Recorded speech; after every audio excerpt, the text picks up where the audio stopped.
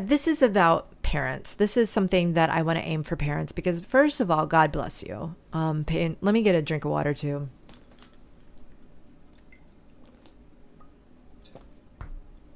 God bless you.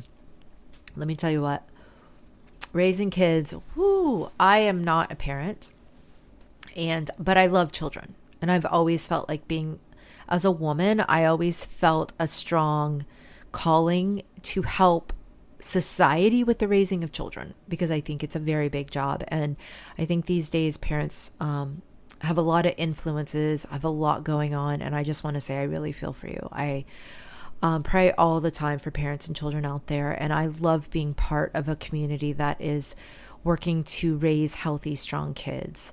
And I also love being part of a community that wants to protect children and make sure that we are treating them as the innocent, beautiful little guys they are.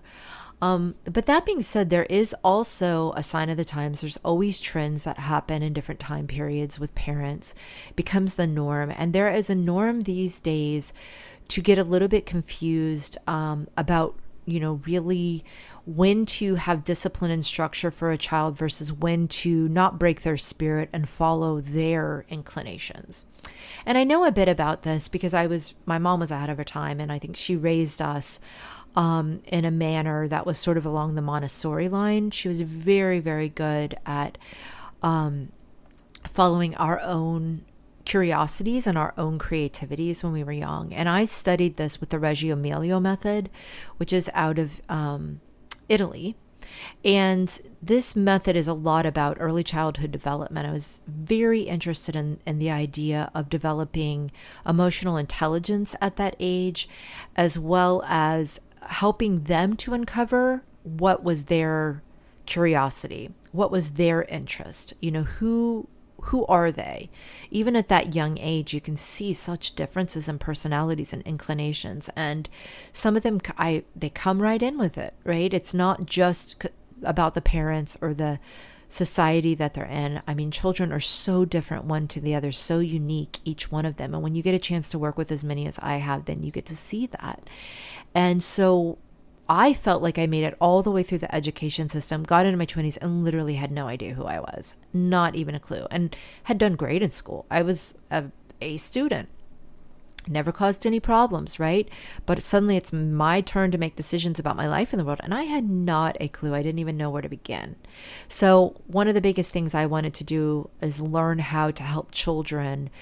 And I believe it's part of what the education system should really be about. And I know many homeschools and many alternative education systems are doing this now. Like, how can we help them to uncover their talents, their interests? And you can do this as young as, 3, 4, 5 years old. But it's not about acting like they're little tiny adults. Okay, that wouldn't actually be responsible or safe. You want to respect them as a soul coming into a body with a life that they're going to live, and it has nothing to do with you. You're merely there to help them. But from another angle, they don't know what's going on. Okay, they really don't. They are trying to figure it out, and they need loving adults to provide structure and boundary around them to guide them. They don't really want to be alone, and they don't really want to be the leaders in their family. And this is one of the confusing things that I think is happening a lot. I saw it a lot even 10 years ago, and I think it's gotten more so. Just understanding for parents, it's that discernment again, right? When to provide those boundaries and that structure and be the parent for that child, and when to be, allowing and following and encouraging that child's natural inclination. So this is a tricky subject. This is a tricky subject, and I can't speak on it from a huge global perspective, especially also keep in mind I'm not a parent. But I hope that because I'm not a parent, but my unique position has been to just work with many, many children from many different ages, from many different backgrounds, right? Cultural backgrounds, ethnicities, countries, languages. I've worked with many children. And one of the things I saw over and over again is that when that parent has that correct, then that child, you see a difference in that child. They do have for example, if a child is being a bit too indulged, right? Being sort of allowed to dictate everything for the family, like every single decision is being made by the child, then there can be an insecurity there in the child. There can be a anxiety, because children, they're testing boundaries and the parents don't realize that's what they're doing. It goes beyond now that the child is just saying, hey, I want this or I want that. They're testing, they're waiting for the parent to push back, because they feel better when they know that they can explore, but they're being watched. There's safe boundaries around them. They're not going to go over the cliff, right? That they can explore freely and without anxiety because somebody's watching out. Whereas if the parent is too permissive, then they're not sure if they might accidentally fall over the cliff. And so there's an anxiety, an anger, tantrums. There's things that happen that are beyond, in my opinion, what children normally do, to throw those tantrums. When they start testing boundaries at 2 and 3, they're not given the appropriate pushback on them, then they will continue to do that, and it will get more and more extreme, and the child will show more and more emotional instability over it, because it's disappointing. They're not going to be able to ask for that. They're not going to say, hey, can you please put some boundaries up for me? But in reality, that's what their action is showing. So the flip side of that is when a parent is too authoritative, right? And now they're controlling everything, and they're not allowing the child any leeway. The child can't make any decisions. They can't explore at all. That's the other extreme. And I understand where parents come from that one as well. They do want to keep the child safe, and they want what's best for the child, right? But either one of those places is not going to lead to wisdom for the child.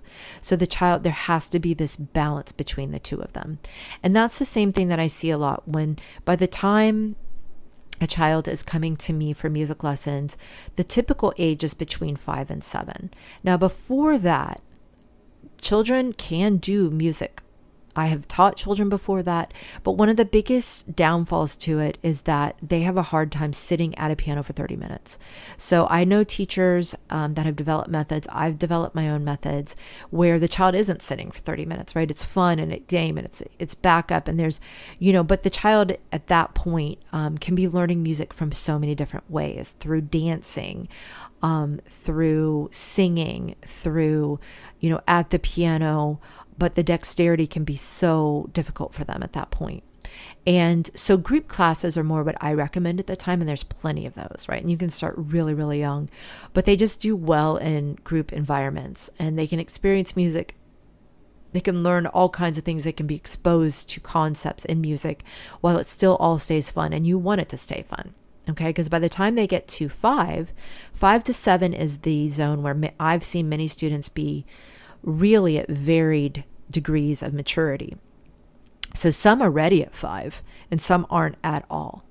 And by 7, everybody is, from what I've seen. Everybody's ready by 7. So if you start a child at 5, there is some advantage, because the brain, from a language standpoint, it's going in, it's becoming part of their life at a younger place.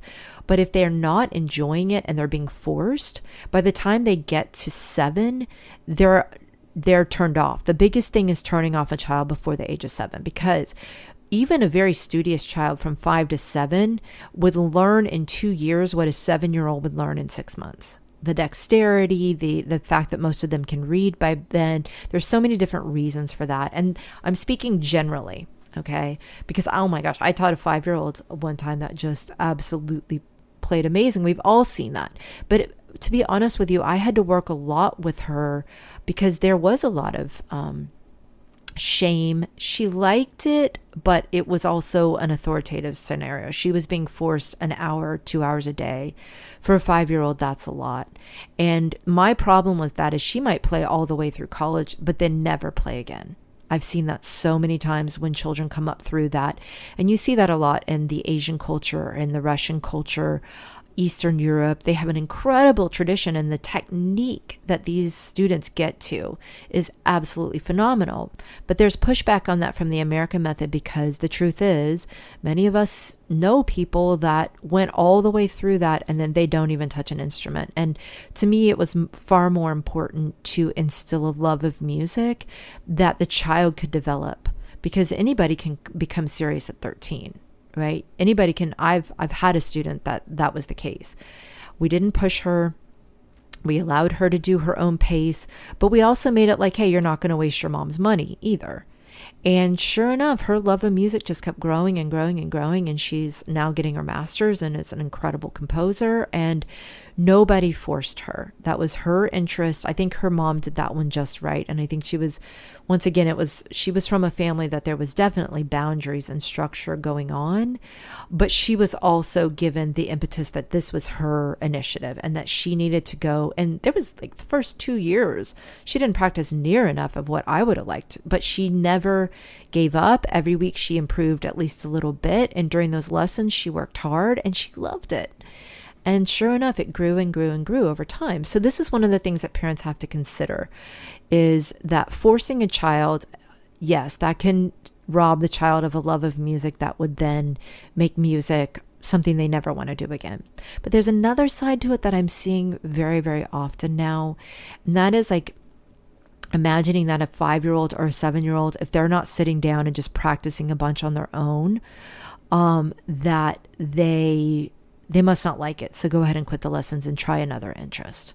There does need to be, I have never, even that child who ends up being like a major, musical talent, she didn't want to practice. No child that I have seen wants to practice ever. Ever. I'm going to say ever. Okay. So there is some partnering and is some structure that needs to happen, and the expectations need to be managed. And many times in those early years, the students I'm working with the students, the parents are working with the students. We're not forcing, we're asking for minimums. And when those minimums are hit, we're encouraging it, and then it grows naturally on its own. But, it's, some parents are just like, well, they're just not practicing home. Like, I just don't know what. And they make it a shameful thing. And it turns the students off to the music. Or if you have a music teacher who's constantly harping on the practicing, it's like, oh, you're not practicing with something. Students get it in their mind. Like and parents do too. Like there's these students that are little Mozarts and they just want to play, and they give their child a chance at that. And if they don't do it immediately, well, they must not be musically talented. That is a misconception. Every child below the age of 12 needs some amount of guidance and structure from their teacher and their parent.